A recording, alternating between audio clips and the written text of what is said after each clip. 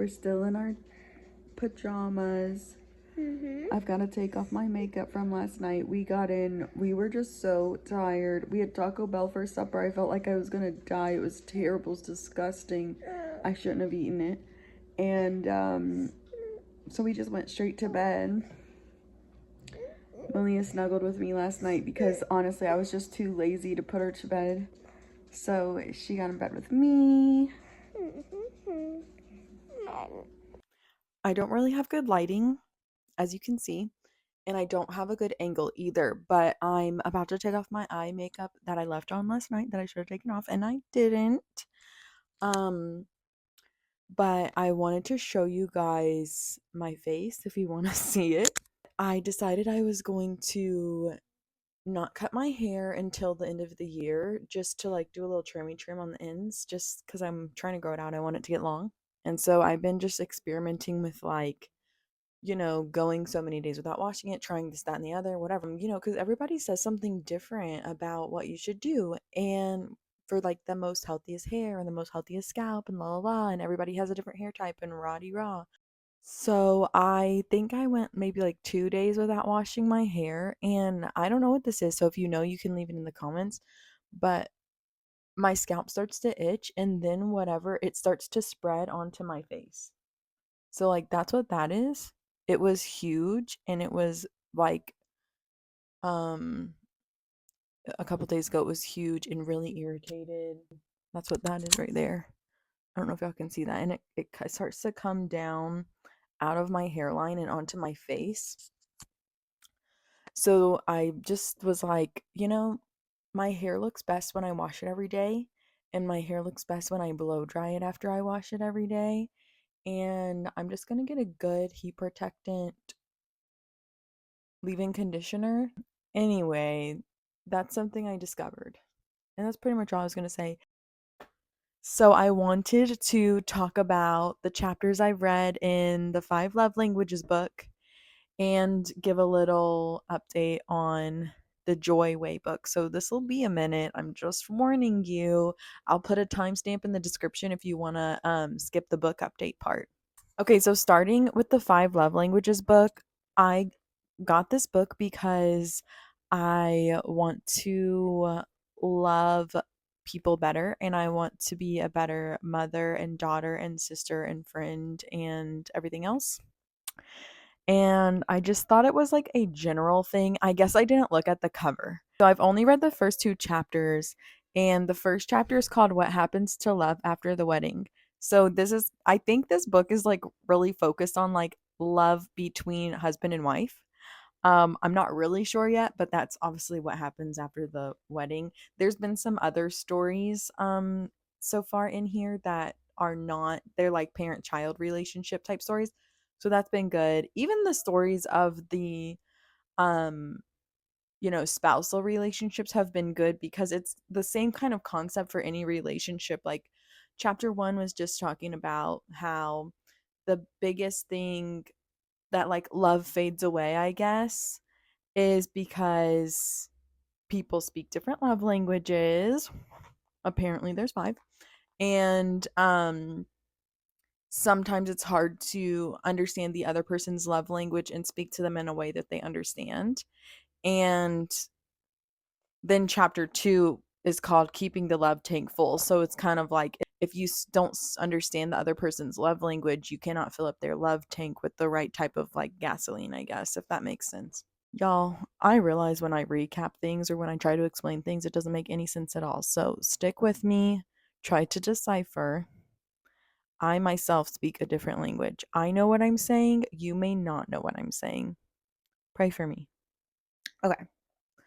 So anyway, yeah, that it's been really good. I haven't gotten like I said, I've only read the first 2 chapters.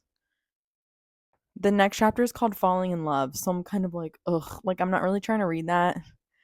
But I'm gonna. I hope that was a good synopsis. My brain is a little bit like tired still. Okay, so now the update on um Joyway. Like this is a study, so let me just tell you about this.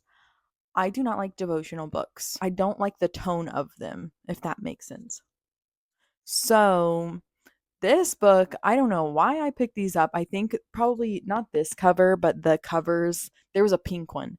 There was one with a pink dust cover, whatever you call that. So that's what drew me to it, is the pink. And then I didn't go with the pink one. I went with this one. But anyway, it's just like a verse by verse how to be basically this one is on Philippians. So it's kind of like how to live a Christian life, how to love people, because Philippians is kind of like a brotherly fellowship love type of deal. Which I really enjoy, I really like, and I'm trying to grow in. The one that I read yesterday was called A Fellowship Irradiated by Hope, and basically the point of that one was like, our religion, the Christian religion, is the only religion that has the kind of hope that we have, the hope of salvation and the hope of Christ is coming and the hope of spending an eternity with God in heaven. And then today I read a lot today. Okay, so stick with me, I'm going to try to make it short. The last little section in that chapter, in chapter 2, is called A Fellowship Knit by Prayer.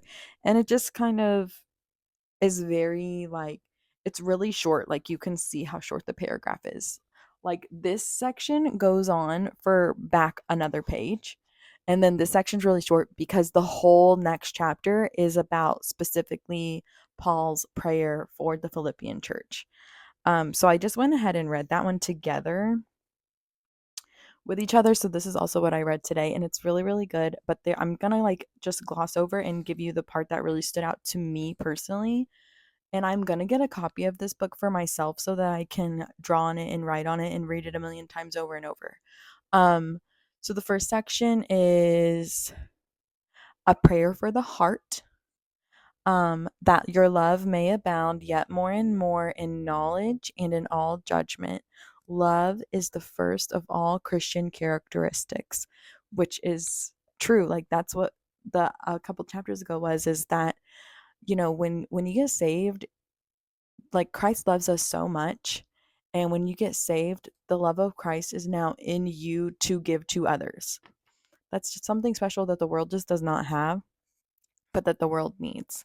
And then a prayer for the mind, that you may approve things that are excellent.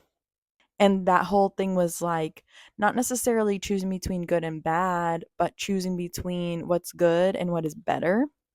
And then a prayer for the character, that ye may be sincere and without offenses till the day of Christ. So this is the one that I want to kind of get into a little bit more, and I'm going to read a little bit from the book. But it says, here is one's character, as it were, in 3 dimensions, concerning ourselves, concerning others, and concerning Christ, our Savior. So, as it concerns ourselves, being sincere, being going back again to the sunlight, being unmixed with incompatible ingredients, being true and pure, wholesome, wholly devoid of any mixture of inconsistency, and just being true, like not being a hypocrite. I thought hypocrite, if you're on the same page as me, I'm just going to throw this in here. I guess the way that I think of it in my mind is different than the actual definition, and now I understand truly what a hypocrite is. It's not necessarily got anything to do with others as far as what you think of others. I thought it was kind of a judgmental type of thing, the way people use the word hypocrite, like, oh, they're just a hypocrite. They say this about me, but they la la la. It doesn't really have anything to do with others. Being a hypocrite has to do with yourself and what you put out there versus what you actually are. Being a hypocrite is wearing a mask and like hiding what you really are, in my opinion. It says, it gives this like, there's a sermon by Dr. James Stalker. Don't know who that is, don't know their doctrine, don't know anything about them. However, what this says is, there's the 4 men. It's called The 4 Men.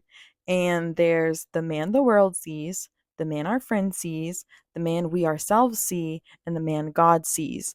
The same man, but only the last one is the real man. That is good.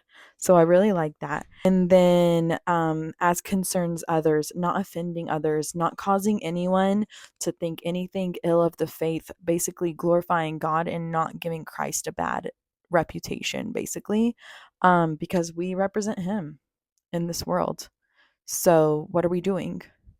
And then the third aspect as it concerns our Savior. So basically, living in a way where we're looking forward to the day of Christ coming. That's what our eyes are set on. That's how we're living right now. And it gave two kind of examples. There's the employee that does their job with their eye on the clock, waiting for that time that they get to take their break or they get to leave and go home. As soon as that happens, they're dropping everything and leaving.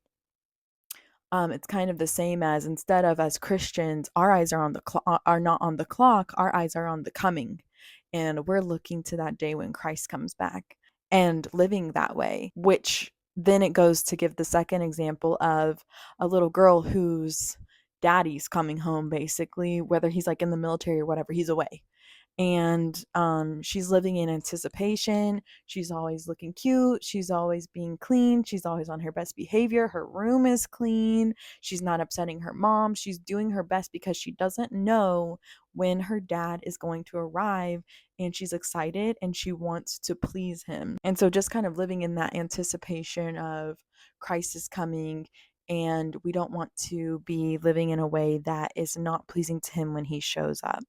And then, the last part, a prayer for the life, being filled with the fruits of righteousness, which are by Jesus Christ, unto the glory and praise of God.